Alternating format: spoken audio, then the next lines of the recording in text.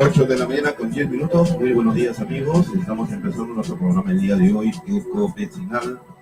Hoy día, jueves santo, sí, el año del Señor, 29 de marzo del año del Señor 2018. 29 de marzo, día de recogimiento, día de análisis, introspección espiritual, porque el día de hoy, sí, como hace casi 2000 años, 2018 años, en el año 33 después de Cristo, como ustedes saben muy bien, en la noche del Jueves Santo se realiza la última cena, llevada adelante por el nuevo Salvador de la humanidad, llamado Jesús el Cristo, Jesús el Nazareno, Cristo Jesús, o el Mesías esperado. En la noche de hoy día, jueves, es vendido por 30 monedas de plata por uno de sus más, llamémoslo así, hombres de confianza en el entorno de los 12 apóstoles que acompañaban en los viajes que hacía Jesús el Nazareno o Jesús de Nazaret, en esos viajes de declaración de un nuevo mundo, de una nueva era, de una nueva forma de pensar espiritualmente, porque decía él, y hablaba él, de que los ritos sagrados de aquel entonces tenían que ser renovados y que un solo hombre tenía que entregar su sangre, su carne, su espíritu para salvar a la humanidad. Porque la humanidad en esos tiempos estaba condenada a sufrir otro cataclismo o una especie de cambios muy profundos dentro de las humanidades de aquellos tiempos, donde también existió la maldad, la traición, el crimen, la violación. Bueno, este es el día pues en que Jesús es capturado en horas de la noche, cuando Judas Iscariote lo entrega con un beso en la mejilla, porque esa era la clave para entregarlos a los sacerdotes del Sanedrín, aquellos que odiaban y tenían mucha envidia del trabajo que estaba haciendo Jesús, y sobre todo molestos en que en un momento de su aventura, de llegar a conmover la religiosidad de aquellos tiempos ante los sacerdotes judíos o hebreos, en la puerta del templo que él vio pues de que se hacía pues mercado, se vendían las aves que iban a ser sacrificadas y aquel que tenía más dinero era pues puesto en primera fila, como ahora, en esos tiempos. Sí, díganme ustedes, las misas que se celebran en la Catedral de Lima del Perú, qué menesteroso, qué limonero, qué hombre pobre está sentado en la primera fila, donde deberían estar ubicados, y no los sinvergüenzas de estos políticos y congresistas que ocupan los primeros espacios de la catedral, en las misas que se celebran los días domingos o en esa tradicional misa del Te Deum. Bueno, los tiempos parecen que no han cambiado y siguen igual. Bueno, amigos, un día como hoy, 29 de marzo del año 1973, yo contaba con 20 años de edad. Sí, 1973. Caramba, había pasado un año ya del problema de salud que tuve, casi un año, un poco más. Un 29 de marzo de 1973, se termina la guerra de Vietnam. Aquella nefasta guerra en que fue la única guerra que perdió los Estados Unidos con un país extranjero. La vergüenza nacional de los norteamericanos de haber perdido esa guerra que duró el lapso de 10 años. Más de 60,000 soldados norteamericanos, jóvenes ellos, que se lanzaron a la aventura de poder luchar en bien de la democracia y que fueron engañados prácticamente por los gobiernos de Eisenhower, que ya ellos con sus trabajos de inteligencia política o de lo que es la geopolítica, vieron de que Vietnam, ubicado en una parte estratégica del oriente, en el Asia, era un país pues apreciable para ya en aquel tiempo su amigo, su socio en lo que es la ubicación geopolítica en el Asia, en Japón. Y no hay que olvidar que el Japón fue un puente aéreo para la guerra con el Vietnam o con el país vietnamita, y que estaba dividido en Hanoi, que era Vietnam del Norte, y Saigón, que era la capital de Vietnam del Sur. La parte norte era pues netamente comunista y la parte sur pues era netamente, podríamos decir así, de un gobierno democrático, liberado de los monstruos que se ubicaban más al norte, que era Rusia y China, la China comunista, que también apoyó y ayudó junto con los rusos esta guerra prácticamente secreta entre las potencias mundiales, China, Rusia, unidos los dos, ayudándolos a los comunistas del norte, a los famosos Vietcong, aquellos soldados milicianos, ciudadanos, comunes y corrientes que eran metidos pues a esta guerra de carácter sanguinario. Y los Estados Unidos no se quedó corto, ayudó mucho y bastante a aquellos tiempos llamados amigos de la democracia y de la libertad, los vietnamitas del sur, cuya capital era Saigón. En esta guerra fratricida, en esta guerra descomunal de una potencia mundial, pues estamos hablando de los Estados Unidos, equipados con los adelantos tecnológicos de la guerra de primera generación, por decirlo así, ¿no? Aviones supersónicos que bombardeaban pues las poblaciones y las aldeas ubicadas al norte de Vietnam, y que incluso pues causaron innumerables bajas, 500,000 de personas muertas entre vietnamitas del sur y vietnamitas del norte, y 60,000 soldados norteamericanos que dejaron ahí sus huesos y su sangre, luchando una guerra verdaderamente nefasta, sanguinaria, cruel, de aquellos jóvenes que en aquellos tiempos enarbolaban la bandera de la paz y el amor, los famosos hippies que salían pues a las calles de cualquier ciudad de los Estados Unidos a protestar por la guerra. Pero nadie sabía verdaderamente cierto de que esa guerra era una guerra perdida de antemano por los norteamericanos, caprichosamente metidos en ese problema en el Asia, casualmente pues por el petróleo, una de las principales fuentes de lo que era y es hasta ahora Vietnam. Bueno, los caprichosos norteamericanos, así como estos gringos tercos que le dicen esto es verde y no dice para ellos es rojo, rojo, rojo, y al final de cuentas con esa terquedad se meten a una guerra, ¿sí? Una guerra que comienza pues nada más y nada menos con el envío de tropas en el tiempo del presidente Lyndon B. Johnson, que fue el presidente que tuvo a cargo ya con la responsabilidad de gobernar los Estados Unidos porque habían asesinado a John Fitzgerald Kennedy, su presidente, porque John Lyndon B. Johnson era vicepresidente y él tomó a mano y el cargo pues de la presidencia de los Estados Unidos a la muerte trágica pues del famoso presidente demócrata, de los demócratas, los partidos demócratas, que también estaba en contra de esta guerra.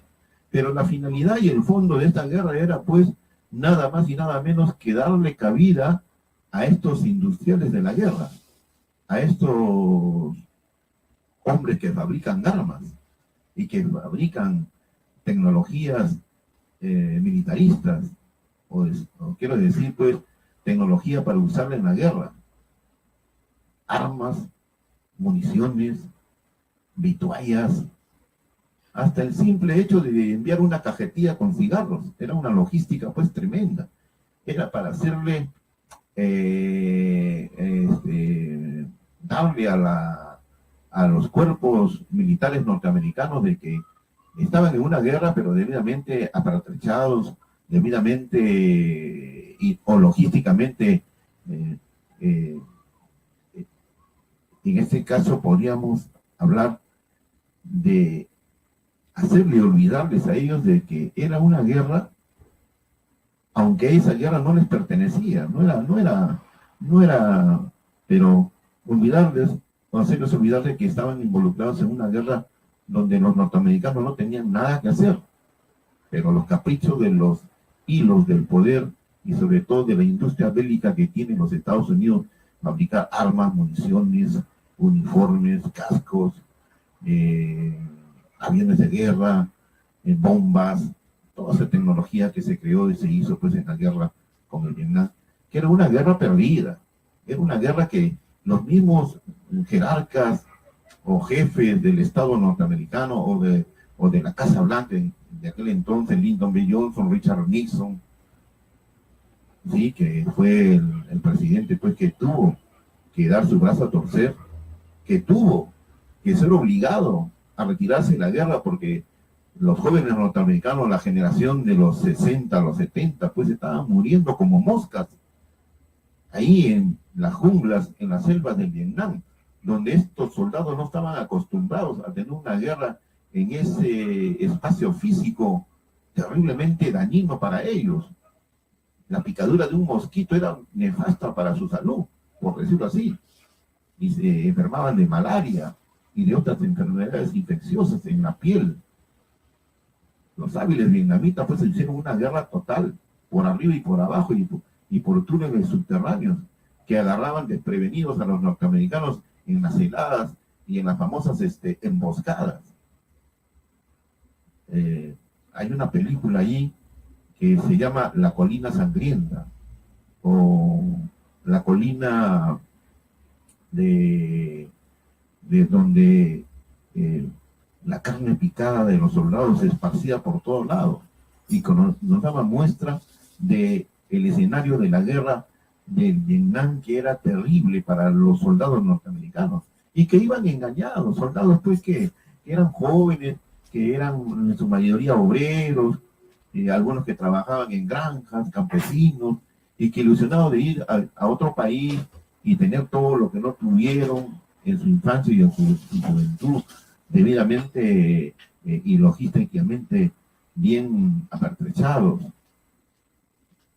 con un mantenimiento continuo, con punto de referencia para la llegada de los aviones, eran pues los aeropuertos del Japón, como punto intermedio para llegar a bombardear, o también pues para enviar las tropas hacia Vietnam, con este bendito San Benito de enarbolar la bandera de la democracia. Gran mentira, porque era la bandera de su bolsillo para los industriales o empresarios de la guerra, que ellos eran los que se beneficiaban con la guerra de Vietnam.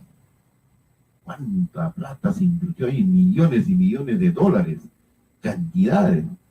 Si la caída de un avión que utilizaban estos famosos cohetes tierra-aire, que eran aprovisionados pues por Rusia, por China, porque también estaban involucrados como topos en esta guerra.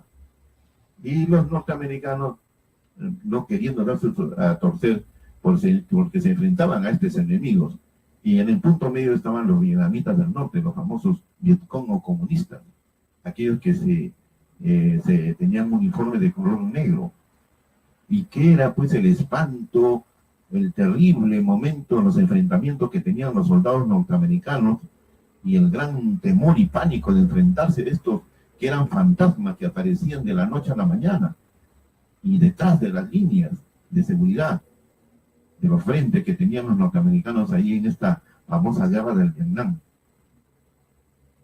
Pero, hubo un hombre ahí que fue enviado con una comisión del Senado y también con una comisión de lo que es la Central de Inteligencia Americana, la CIA, o conocida también pues como la Agencia, ¿no?, Central de Inteligencia, que fue, este hombre era periodista, y vio pues que la guerra estaba perdida de antemano, enfrentar a un enemigo invisible, que eran los rusos y los chinos, detrás del Vietcong, o los soldados regulares de Vietnam del Norte, donde su jefe máximo era el famoso Ho Chi Minh, ¿sí?, el líder de los comunistas vietnamitas, y que se ufanaba pues de que los norteamericanos, si no tenían ese abastecimiento logístico militarmente hablando,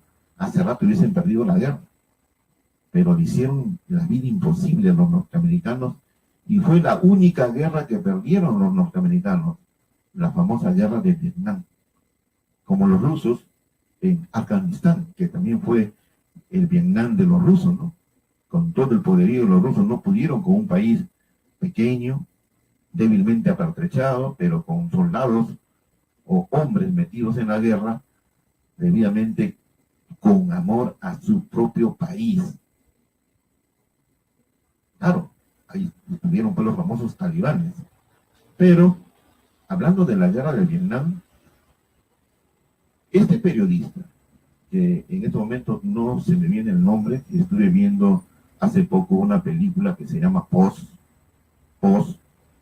correo postal, Washington Post, era un periódico que es un periódico que se edita, se fabrica, se distribuye en la capital de los Estados Unidos, en la ciudad de Washington, D.C. Washington, D.C., Distrito de Columbia, es la capital de los Estados Unidos. No es Nueva York, como algunos piensan, ¿no? Pero no. La Casa Blanca está ubicada en Washington, D.C., Distrito de Columbia. Este periódico tenía una rivalidad con el New York Times, un periódico que también se fabrica, se edita en la ciudad de Nueva York, una de las ciudades más grandes y mayor poblada de los Estados Unidos. Esa ciudad tiene por lo menos unos 50 a 60, 70 millones de habitantes en una sola ciudad. Bueno, resulta que este periodista filtra la información verdadera y verídica de que la guerra de Vietnam era una guerra perdida. Era una guerra donde se enviaban a la juventud, a los jóvenes norteamericanos, prácticamente a morir. Sí, porque millones de inversiones dentro del campo de la industria bélica estaba puesta ahí, porque era un gran negocio para un grupo de empresarios, o en este caso metidos en la industria bélica, que se beneficiaban con esta guerra, se llenaban los bolsillos a diestra y siniestra. Entonces dijo, estamos enviando a nuestros jóvenes, a esta generación, a morir por nada, porque esta guerra está perdida. ¿Y qué hizo este hombre, este periodista, que fue enviado casualmente como observador de esta guerra, y que tenía que decir una cosa por otra, engañar a la población norteamericana, como lo hicieron en el tiempo de Lyndon B. Johnson, presidente de los Estados Unidos, de Richard Nixon, 2 veces presidente de los Estados Unidos, y en el tiempo también de Eisenhower, el famoso Ike, un hombre que fue héroe de la Segunda Guerra Mundial. Eisenhower fue el héroe del desembarco del día D en Normandía, donde las fuerzas aliadas ingresaron a Francia para invadirla y posteriormente propiciar la caída de los nacionalsocialistas, los famosos nazis, los alemanes nazistas que se habían apoderado de gran parte de Europa. Pero yéndonos al campo de Vietnam, se filtra la información al Washington Post donde le hicieron la vida imposible los políticos y los empresarios y aquellos que estaban metidos en esta guerra, donde se ganaban el dinero que ellos querían, porque habían pues compras de todo tipo de armamento, de vituallas, hasta de llevar nada más y nada menos que esas lociones que utilizaban los soldados norteamericanos para repeler a los zancudos o a los mosquitos, y toneladas pues, de diversos productos para uso de la guerra, donde muchos se beneficiaron económicamente, pero mandando a morir a sus soldados, a sus jóvenes, y misericordiamente enviarlos a una celada, que en cualquier momento, en cualquier instante podían ser muertos por los soldados del Vietcong o los soldados del Vietnam del Norte. Gran engaño a la población norteamericana, donde se daba una noticia por otra: ya estamos ganando la guerra, y ya vamos a enarbolar la bandera de la democracia, de la libertad. El Washington Post es un periódico, un medio de prensa, todavía en aquellos tiempos no muy poderoso, no muy influyente, pero sí de respeto, comenzó a botar la información. Y recién ahí el pueblo norteamericano se dio cuenta, amigo y amiga, de que los Estados Unidos estaban en una guerra donde todos los días mataban a su gente, a sus jóvenes, y que era una guerra perdida, pero que beneficiaba a un grupo de gente, millonarios ellos, multimillonarios, con esta guerra, mandando a morir, a que nos maten a estos jóvenes norteamericanos. Gente humilde, iban a la guerra pues, pensando de que estaban en una aventura por la lucha por la democracia y por la libertad, y de los pueblos que deben vivir en paz y pacíficamente en cualquier parte del planeta Tierra, como una especie de hermano mayor para ayudarlos, pero gran engaño. El Washington Post, este periódico, comenzó a botar la información y le hicieron la vida imposible. Quiero hacer un paralelo de lo que pasó y pasa en el Perú. Cuando se tiene el poder por todo lado y alguien lanza la advertencia, lanza la verdad, y que esa verdad afecta a los intereses económicos y financieros del grupo de poder, económicamente hablando, pues tratan de acallarlo como de lugar. Pero el Washington Post se mantuvo en sus 13. Su propietaria, la dueña, esta señora, les invito a ver la película El Post, con la extraordinaria actuación de Meryl Streep, la que hace de propietaria de este periódico, el Washington Post. Por eso yo digo que la prensa, la libre opinión de la prensa, siempre es fundamental en todos los países democráticos y donde se elabora la bandera de la paz y de la verdad, para que se llegue a saber qué cosa es lo que pasa a aquellos que dicen que gobiernan el mundo o que gobiernan un país como el nuestro. Importante esta situación del Washington Post, porque así los norteamericanos comunes y corrientes, ciudadanos de todos los Estados Unidos, se dieron cuenta de que era una guerra perdida y estaban enviando a sus hermanos, a sus hijos, a sus parientes, a sus amigos, a una guerra donde ellos iban a morir. Así, era un suicidio.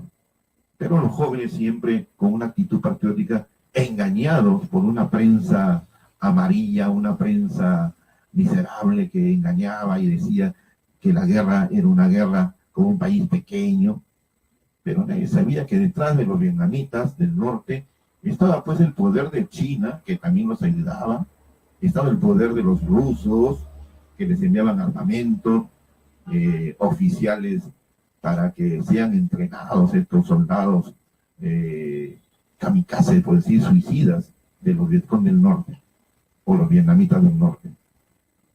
El Washington Post dio el punto de referencia para que en los Estados Unidos se hiciera concentraciones de reclamo y de protesta para evitar seguir enviando jóvenes a morir de una forma terrible en este país tropical, porque es de pura selva.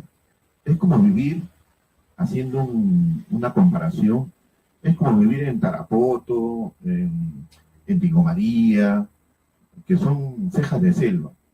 Esa es la geografía de este país, el Vietnam, en aquel tiempo el Vietnam del norte y el Vietnam del sur, y que los jóvenes norteamericanos pues no estaban acostumbrados pues, a estar en estos países tropicales y luchar. Bueno, la gran historia es que el efecto de las publicaciones que se estaban dando, porque se sacó de forma muy secreta y escondida, pues, esta información que venía de un famoso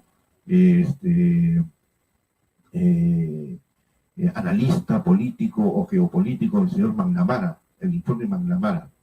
Se me vino en la memoria de este señor político norteamericano que informaba verdaderamente la situación que vivían los soldados norteamericanos, o que él dio pues una especie de advertencia de que esta guerra era totalmente perdida.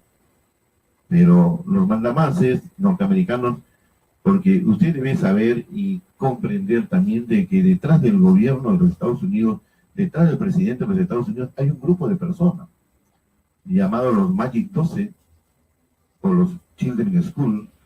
Son los que verdaderamente gobiernan los Estados Unidos y no el presidente de los Estados Unidos. Y el presidente de los Estados Unidos tiene que hacerle caso a este grupo de personas para gobernar el mundo y el país de los Estados Unidos.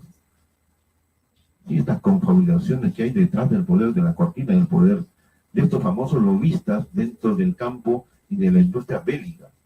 ¿Por qué creen ustedes de que hasta ahora en los Estados Unidos no se puede revertir una ley donde cualquier persona común y corriente puede ir y comprarse un arma, un rifle, una ametralladora?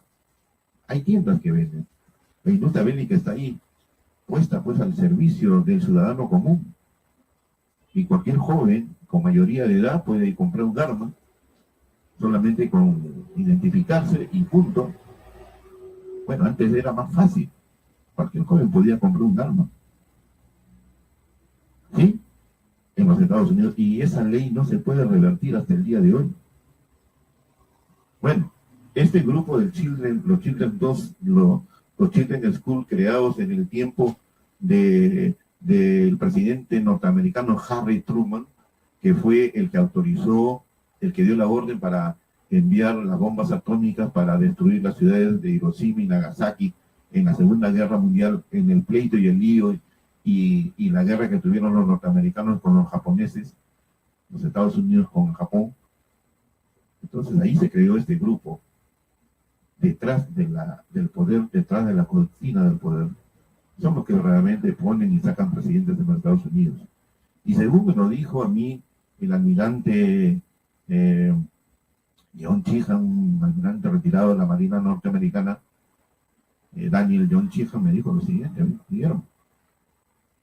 Si un presidente en los Estados Unidos no hace caso a este grupo de poder, en los Estados Unidos nunca habrá un golpe militar.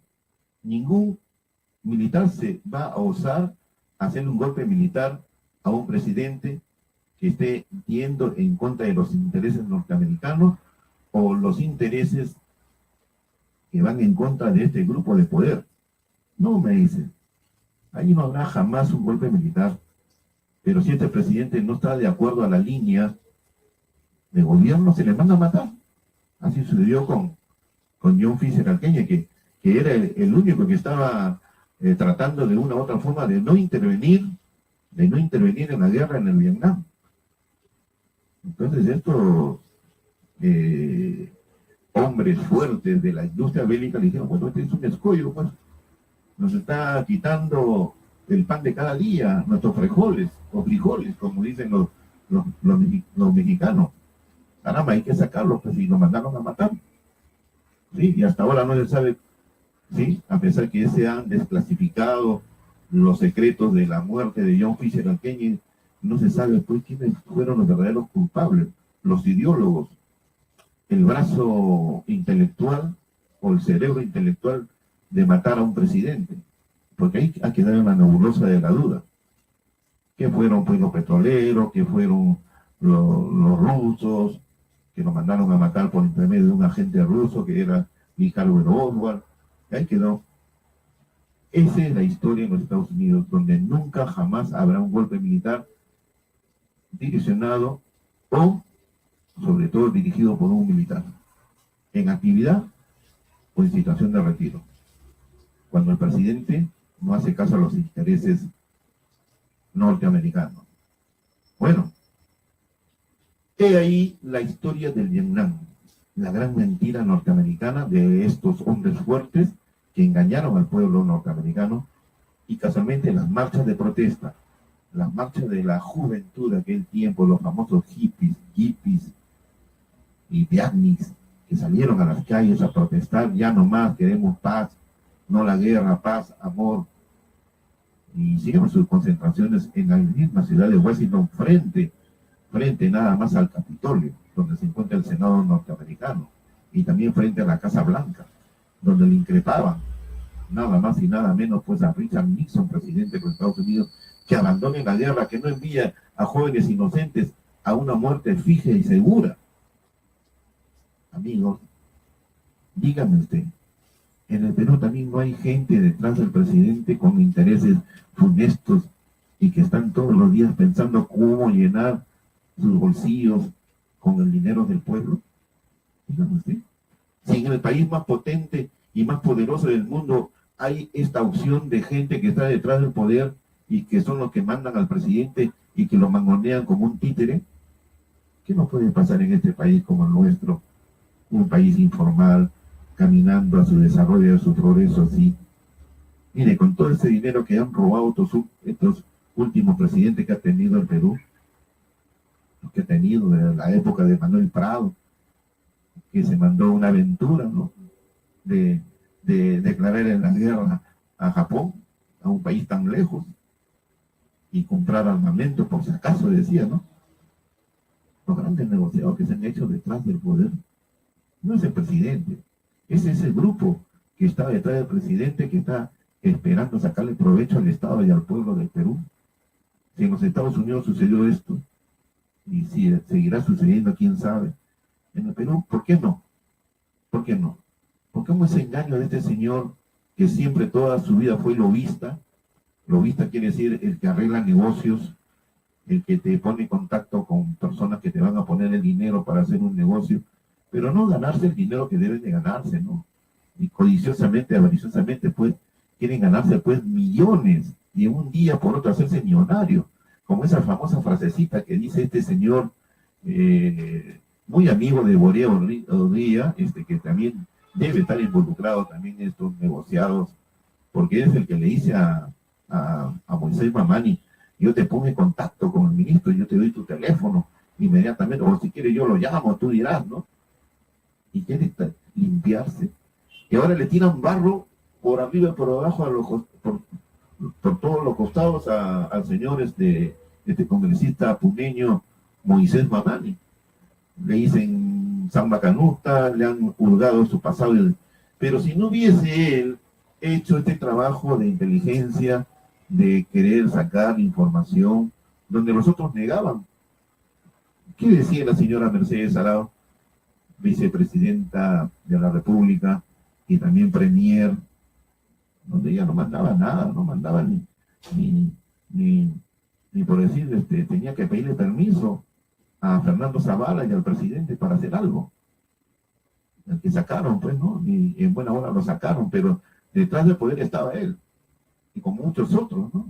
Gente lobista que siempre ha trabajado con PPK, con Pedro Pablo Kuczynski. Ha sido su gente y su argolla de confianza de toda la vida.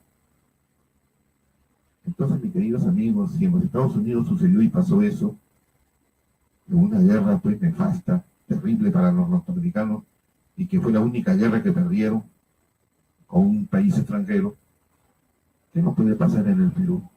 ¿Qué no puede suceder en nuestro país? Dígame, ¿por qué ahora le tiran hasta piedras y rocas a Mamani?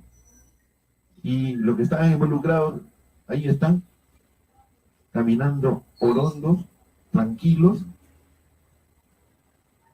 A ver, Poder Judicial, pues ya inicie de una vez, pues captúrelos, porque ahí están las pruebas, están las palabras, están los hechos.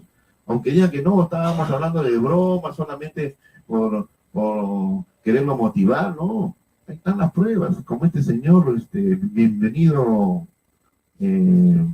que es representante de la región Tumbes, ¿no?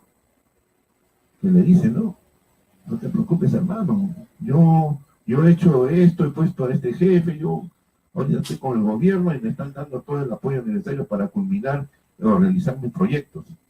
Y el otro que le dice, pues sin mover un dedo te vas a ganar 5 palitos, 5 millones de soles, en un solo proyecto de 100 millones de soles. Te toca ahí tu comisión. ¿Qué cosas más no habrán hecho nuestro querido Perú utilizando la sutileza del engaño? Y aquellos medios de prensa que ahora le están pasando la escobilla por la espalda al nuevo presidente de Perú, a Martín Alberto Vizcarra Cornejo, y de aquí invoco que no se deje sorprender. Usted ya sabe cómo se manejan estos jerarcas de la comunicación a nivel nacional y que están esperando la buena tajada de la publicidad del Estado para seguirse beneficiando y hablando pues cosas maravillosas de un gobierno que estaba en la absoluta desgracia y que cada día caía más y más. Caramba, como en los Estados Unidos, ¿no? Esa nefasta guerra que casualmente un día como hoy, 29 de marzo del año 1973, en aquel tiempo yo oficiaba 20 años, estaba muy joven y no sabía y qué cosa pasaba con esa guerra en el Asia, ¿no? Caramba. Y hay muchos jóvenes peruanos que también se fueron a los Estados Unidos. Y bueno, la idea era pues ingresar a los cuerpos militares como voluntarios y ir a los Estados Unidos y conseguir ya su visa, su, su green card, o sea, quiere decir ya una visa para estar establecidos como ya no migrantes, como ciudadanos autorizados para vivir en los Estados Unidos. ¿Cuántos jóvenes se fueron del Perú? Por ahí debe haber alguno que nos pueda relatar su historia y sus vivencias de ingresar al ejército norteamericano para poder vivir ya legalmente en los Estados Unidos y se metían al ejército.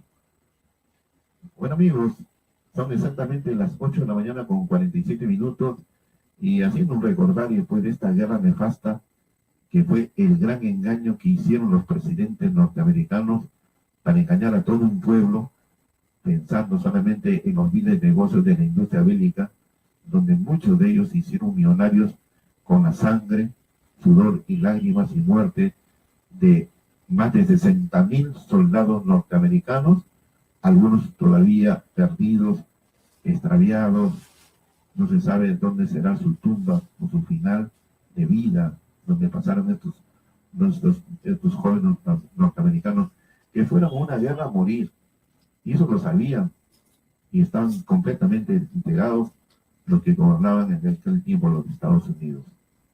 Terrible fue toda una generación de jóvenes asesinados a mansalva y en emboscadas terribles y que fueron pues a dejar su sangre pensando y creyendo con el vil engaño de la democracia y de la libertad. Vamos a darnos una pausa para después seguir hablando de lo que pasa y sucede en nuestro querido Perú.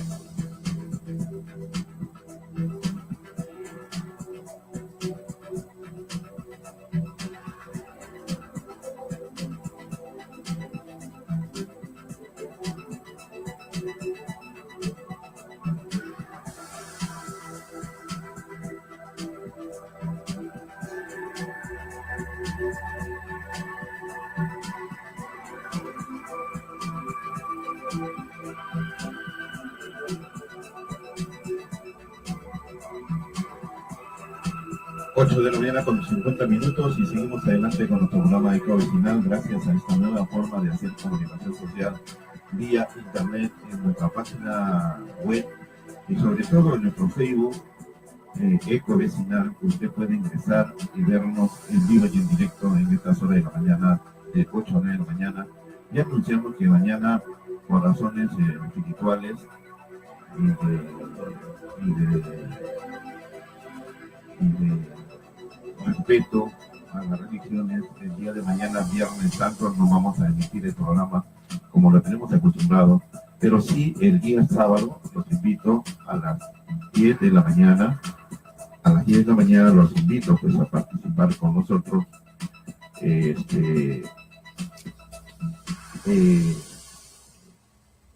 nuestro programa Eco Vecinal. No se olvide, el día sábado en vivo y en directo a partir de las 10 de la mañana. Vamos a hacer una excepción porque el día de mañana, Viernes Santo, vamos a no transmitir el programa como lo tenemos siempre acostumbrado, por respeto a la religión y por respeto al mundo espiritual de los creyentes en Cristo Jesús como el Salvador de la humanidad. 8 de la mañana con 51 minutos y seguimos adelante con Eco Vecinal en estas horas de la mañana vía Facebook, vía internet, en nuestra página web y también en YouTube en vivo y en directo. Pronto vamos a tener otro estudio ya debidamente adecuado, implementado en otro punto físico de la ciudad de Lima para que usted, y con mejores equipos, para que usted nos vea y esté pues atento a esta programación y comunicación. Gracias amigos. Aquí está el señor Oscar Peña Rivas, me envía un saludo.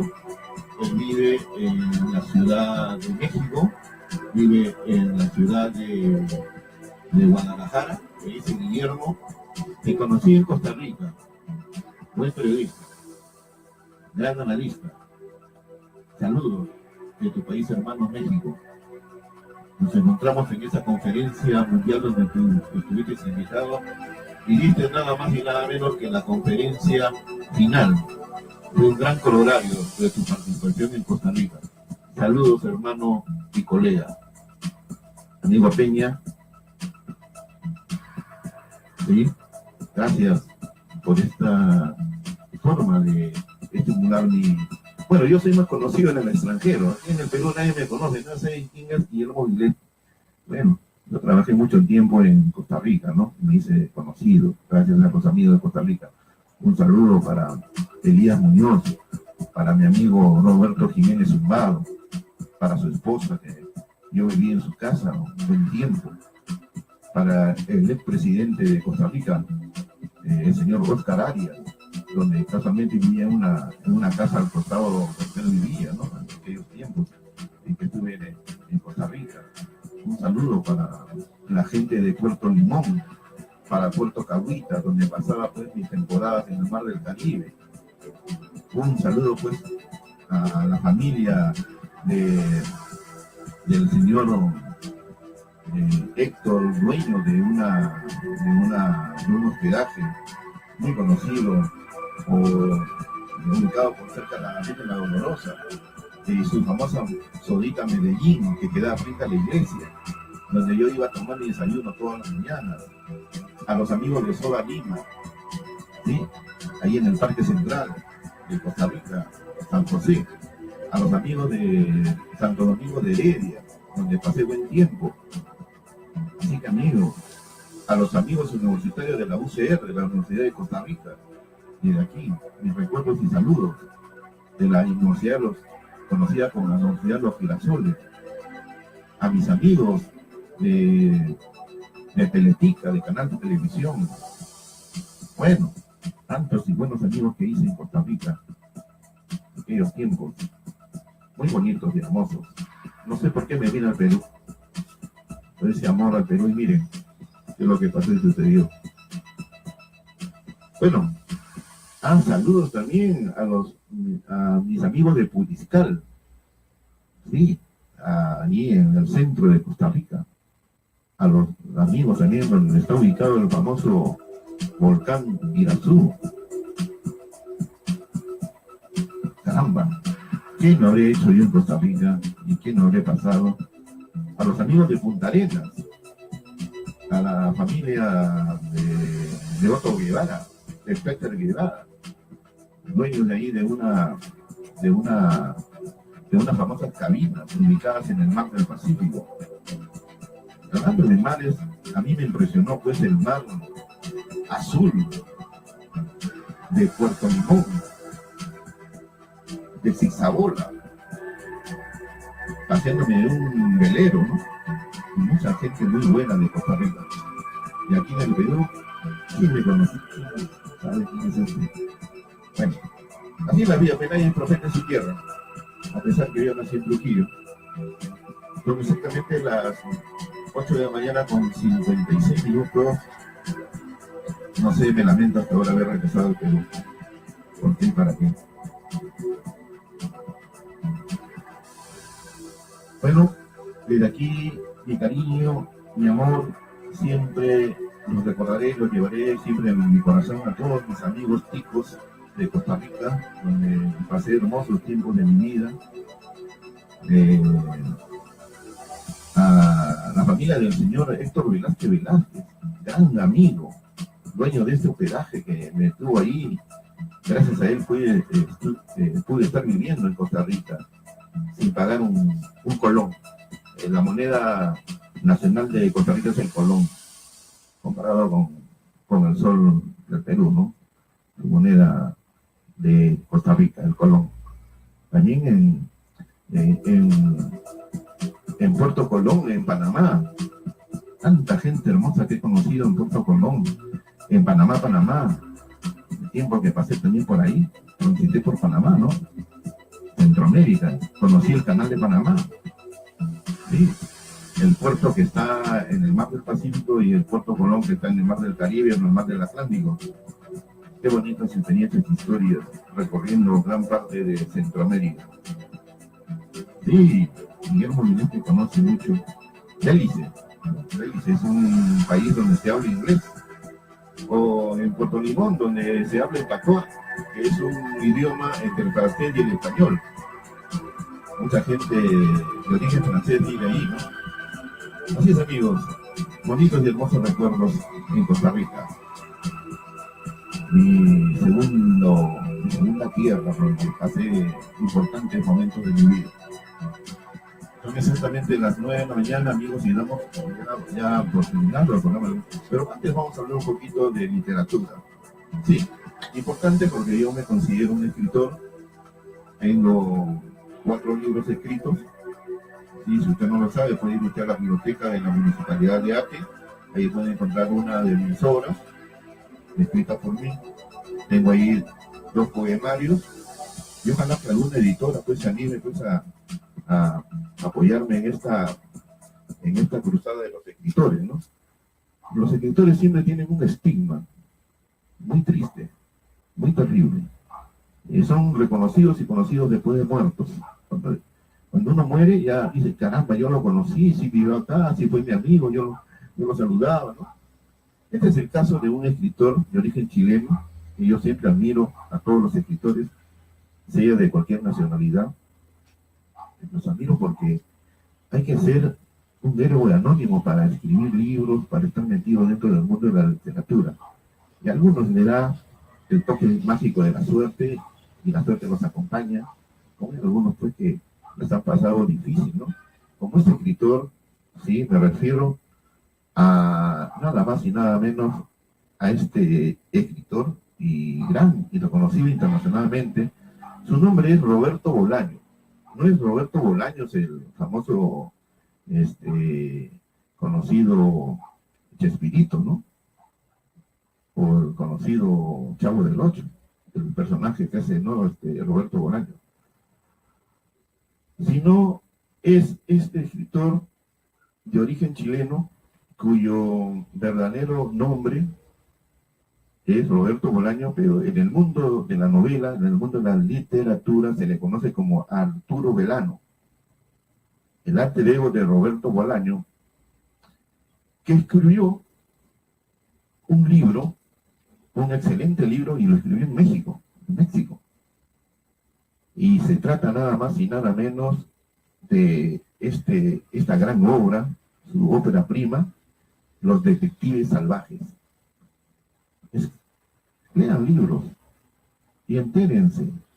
Bueno, antes de ser famoso, antes de ser conocido, este escritor chileno que viajó casualmente después de ese septiembre negro que vivió Chile cuando Salvador Allende, su presidente, el primer presidente socialista ubicado en América Latina, es asesinado por los militares dirigidos por Augusto Pinochet Ugarte, el general chileno que después se hizo dictador cuando sacó un golpe militar en septiembre de 1973, aquella semana nefasta para los chilenos, ¿no?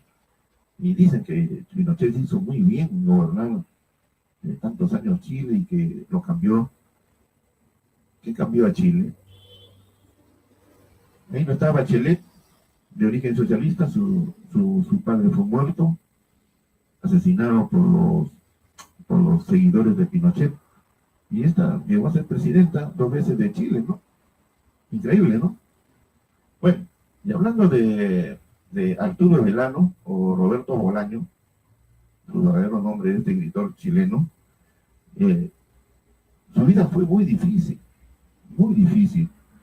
porque él, antes de ser conocido, y cuando viajó pues de esta forma asilado, autoexiliado al país de México, él pues era para ganarse la vida, tuvo que meter de lavaplatos, guardián de un camping, y hacer un sinnúmero de oficios, a pesar de que era profesional dentro del campo de la comunicación social. Tenía que vérsela, pues. Prácticamente los escritores y algunos o muchos periodistas tienen que pasar estas situaciones, económicamente hablando, cuando son verdaderamente reacios de hacer las cosas malas de la vida. A veces hay situaciones en que los mismos colegas nos golpean o nos traicionan, como siempre pasa en la vida, y sucede después de que tenemos que hacer de todo un poco para poder sobrevivir. Y antes de escribir, en este caso su ópera prima,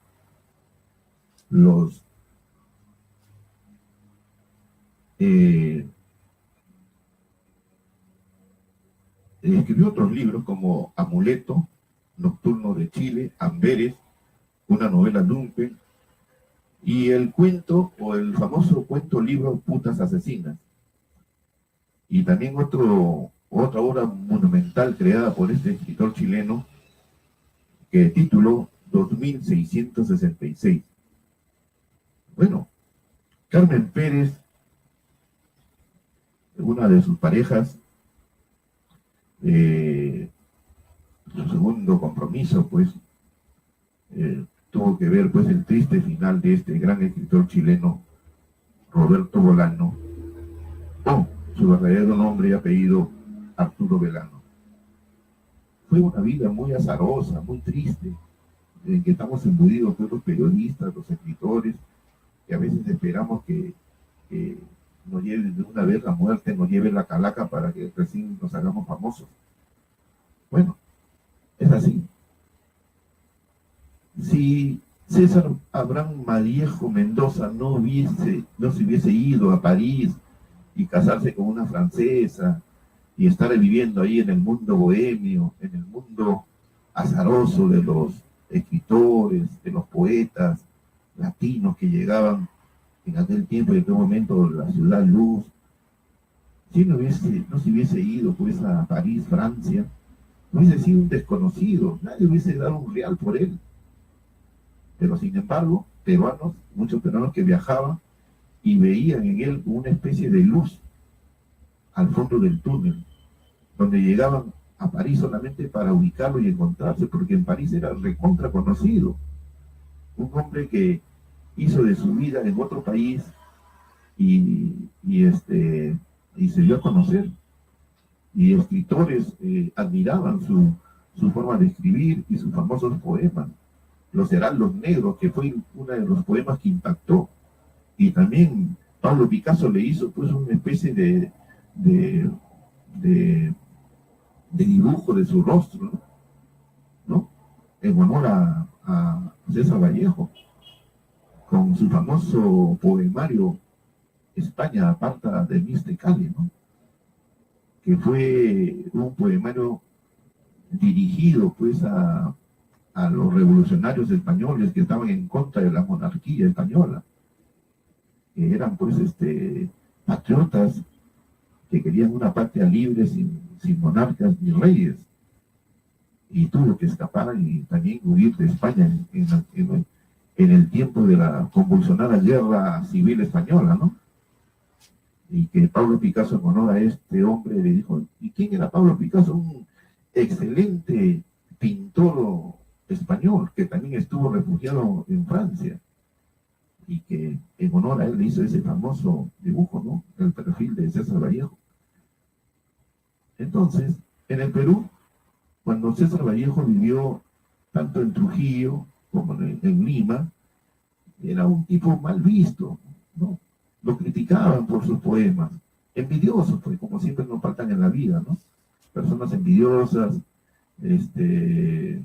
personajes sombríos, que están atentos de lanzar piedras, comentarios salvajes, malévolos, estos imberbes dentro del campo de la literatura, envidiosos de que otros escriban mejor que ellos, y celosos, ¿no? Aquí nadie daba bola, ¿no? O sea, no le interesaban los poemas de César Vallejo. Como el hijo, pues, de Ricardo Palma, ¿no? Que lo criticaba, prácticamente lo ridiculizaba, lo insultaba a César Vallejo. Claro, era pues, de una élite muy, hablando así económicamente, ¿no? De buenas relaciones en la clase superior de Lima, o sea, en la aristocracia limeña. Lo criticaba Clemente Palma, que trabajó en el comercio y insultaba, ridiculizaba, menospreciaba los trabajos de Vallejo. Vallejo tuvo que emigrar a Europa, a Francia, ¿no? A Ciudad Luz, a París. Entonces, era un cholo de aspecto indio, cetrino, taciturno, y casado con una francesa. Pues era la envidia de todo cholo, de todo serrano, de todo latino de aquellos tiempos, de que un hombre se casaba con una francesa, ¿no? Como en el caso también de Toledo, ¿no? Más miraban a la gringa que lo miraban al cholo. Pero así fue la historia de César Vallejo. Si no se hubiese ido a Francia, si no hubiese estado en Francia, donde habían escritores conocidos internacionalmente y reconocidos por su trabajo y que admiraban el trabajo de Vallejo, de César Abraham Vallejo Mendoza, y lo idolatraba, Vallejo nunca hubiese sido reconocido por nosotros mismos, los peruanos. Hubiese sido un individuo desconocido, sin ninguna trayectoria.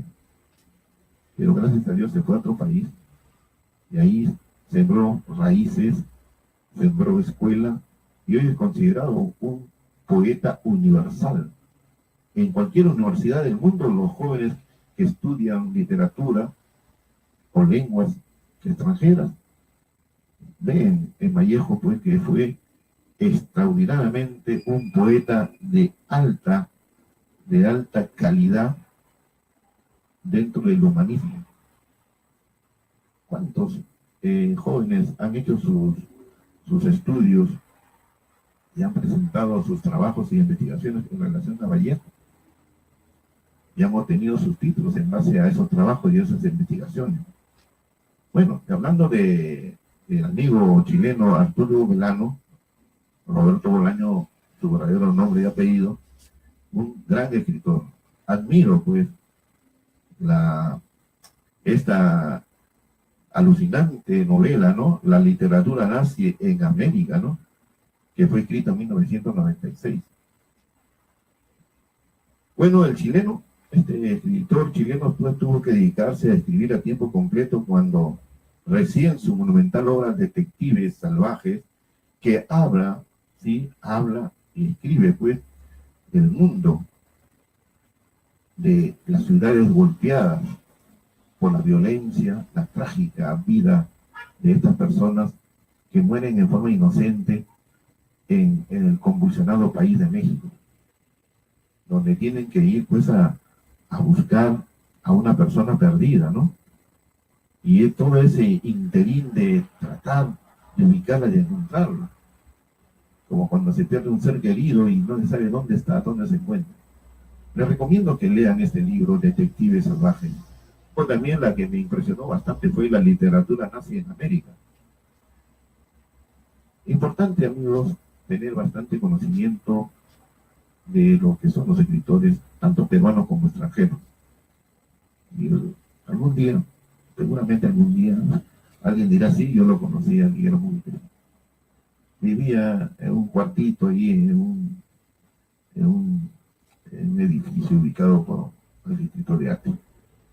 Gracias, amigos, por escucharme, gracias por atenderme y gracias por los saludos que me siguen enviando. Aquí me envía mi amigo, ¿quién no? Pues, caramba. Sí, ahí me está enviando de la ciudad de Barcelona, España.